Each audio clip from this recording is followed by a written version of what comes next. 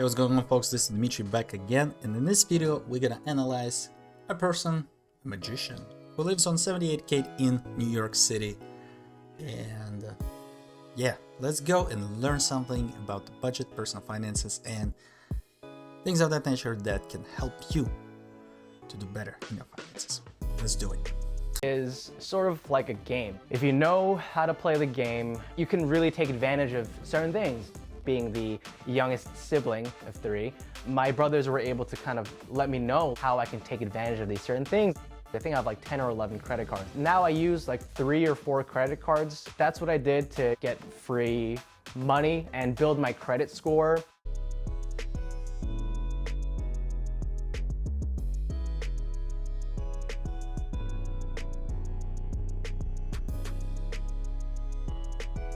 My name is Dennis Kim. I'm 26 years old. I make $78,000 a year and I live in Queens, New York.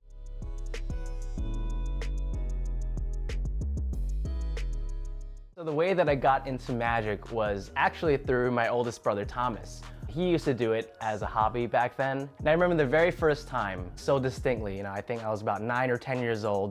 And he came to my room and he asked me if I wanted to see something. There he was holding a dollar bill between his hands, and he let go of one hand, and he let go of the other. And the dollar bill was just suspending in midair. And I had never seen anything like it before. I thought maybe he practiced a way to push air up so that the dollar bill stays in the air, but not make it look like that. And I'll try it myself, and of course I failed. But through that process, I realized that no matter what, even if I can't figure this out, I want to make my friends feel the same way. And so I took an interest in magic and I learned as much as I possibly could as a kid.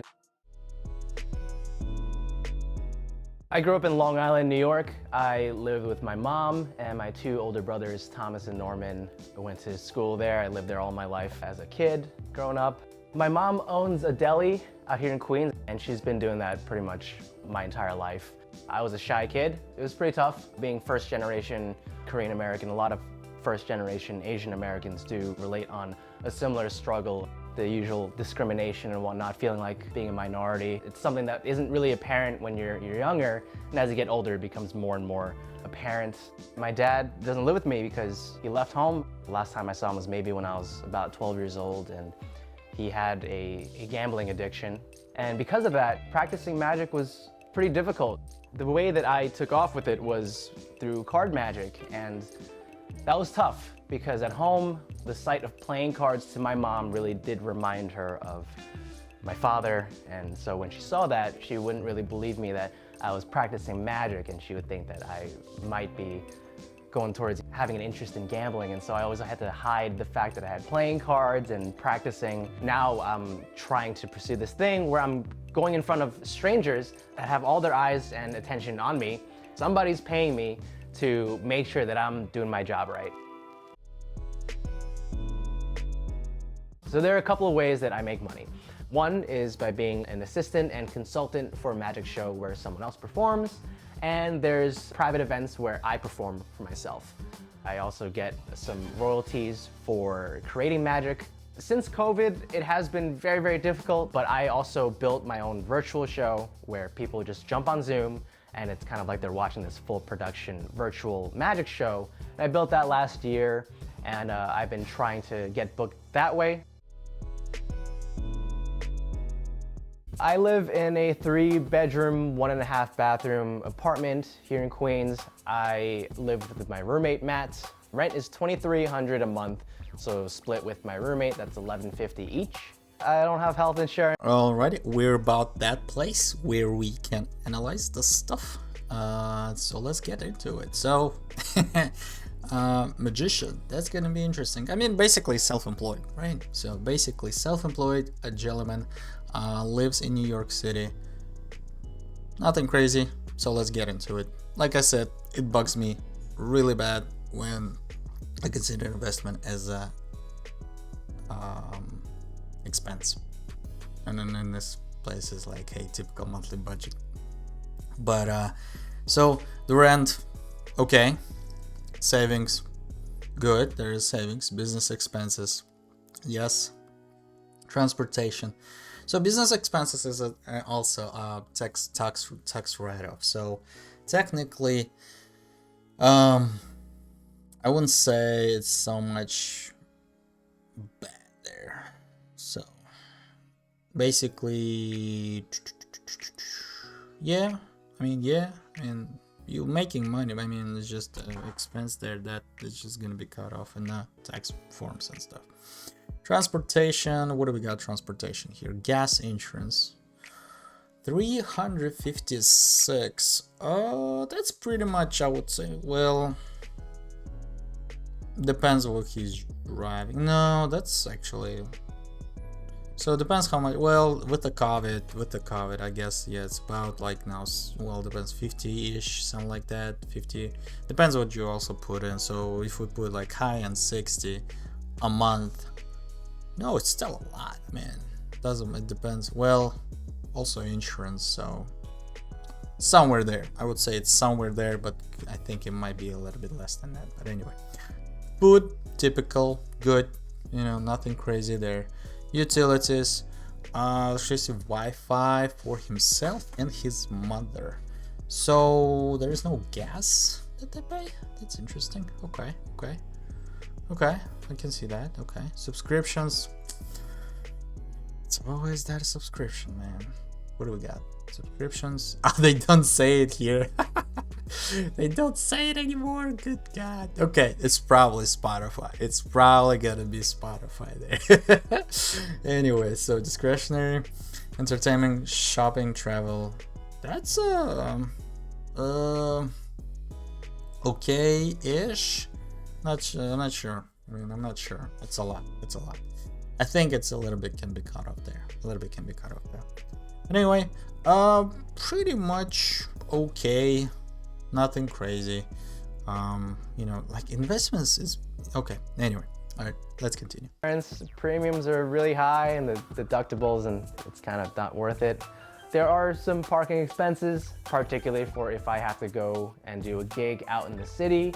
My savings also vary wildly every month based on that income.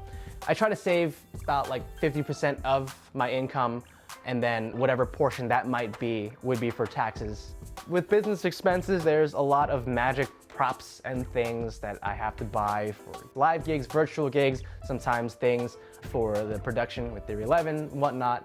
I did have to invest a lot of money into it, like a computer and different wires for the cameras and different software for like the audio and video. I am interested in cryptocurrency. I do invest a decent amount into it. I'd say on average, a little under $500 a month. I'm interested in things that are gonna allow me to retire. I don't plan on being in my 70s and 80s having to perform gigs because I need money. I had opened a Roth IRA a couple years ago and I try to max that out. And so that averages out to about $500 a month. But I usually just kind of contribute as like sort of a lump sum in December at the end of the year. I also recently opened a indexed universal life insurance policy. I think a goal for me in the coming couple of years is to really hit that 6-figure milestone. In terms of long-term financial goals, I really do want to get to a point where my mom could really just not worry about the rest of her life. She's coming to that retirement age within 5 years. I hope that people could take away that if you really want to strive towards something, even if it's unconventional, such as, something like a career path, you can do it if you put your mind to it. All right, guys. So, wow. That's not a lot, to be honest. It's not a lot. It's not a lot to go for. But at the beginning, couple things.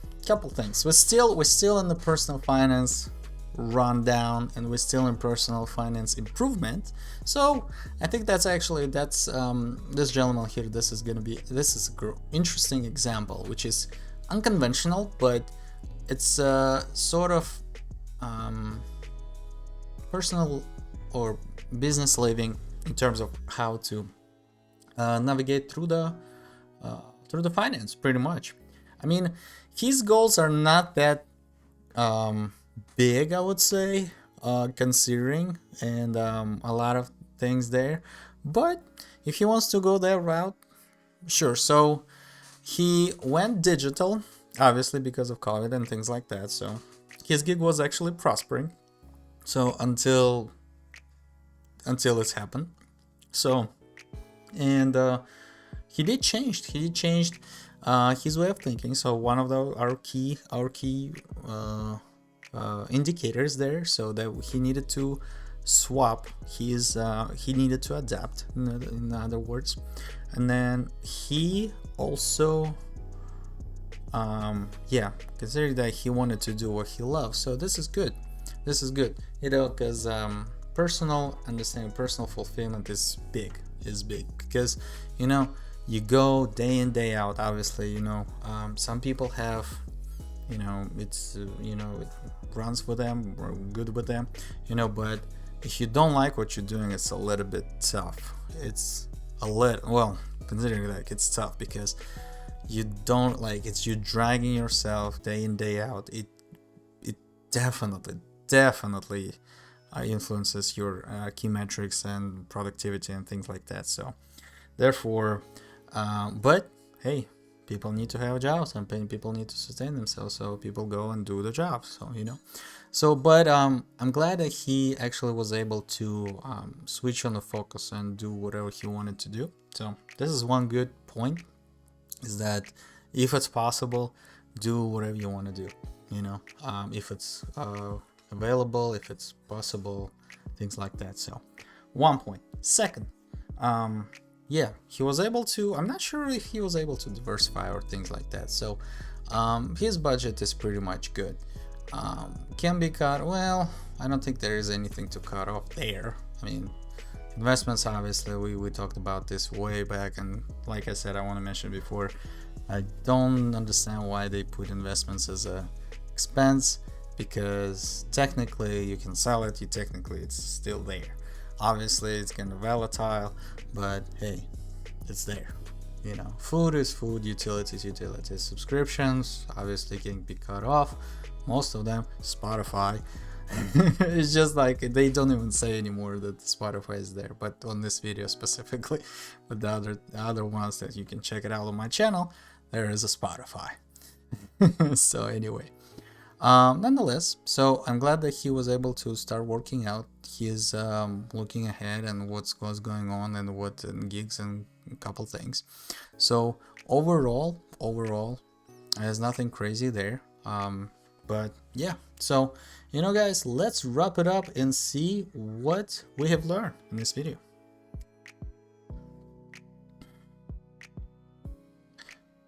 So here you go, guys. So gentleman living on 78k a year in the New York City, nothing crazy, regular. Well, I wouldn't consider regular, but hey, gentleman, pretty stable income, normal.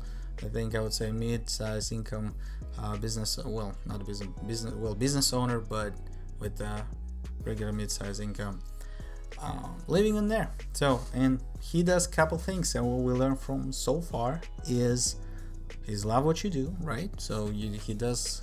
He didn't do the budget, which is kind of a little bit gives me a perspective that it goes here and there, back and forth, but they didn't stress it for him. I think they did analysis, but still can be improved. I didn't see the the things that can be qualified and considered that the business are in check, or finances are in check, or like there's like continual check-in on the pulse of the finances for that gentleman. But anyway, maybe I'm wrong, and I might be wrong. I'll possibly be wrong.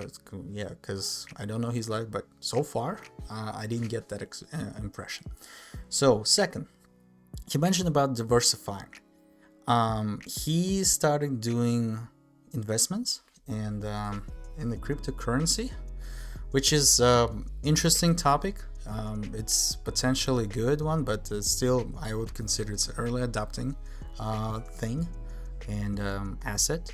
So with that said, so it's interesting to how people analyze that and how they want to go there, so and buy that and purchase that. So diversifying as an idea is great, but considering all the facts in there. I would also can diversify in real estate, for example, or in stocks or in mutual funds and things like that of that nature. So therefore, it's a little bit things to consider. Do what you love. We already discussed that, but again, there is nothing really to go there, but he still he's still making it, and it's great to see that he does what he loves. So, and that's one of the key points that I think we learned out of this video. There wasn't really much there that could be striking you as a very, very important concept, but there are a few. So, and we already went through them. So thank you guys for watching. I hope you guys liked that video. Let me know in the comments down below what you think. Like and subscribe, and see you guys later in other videos to help your financials and personal finances to be better so that your life will be better. See you guys next time. Bye bye.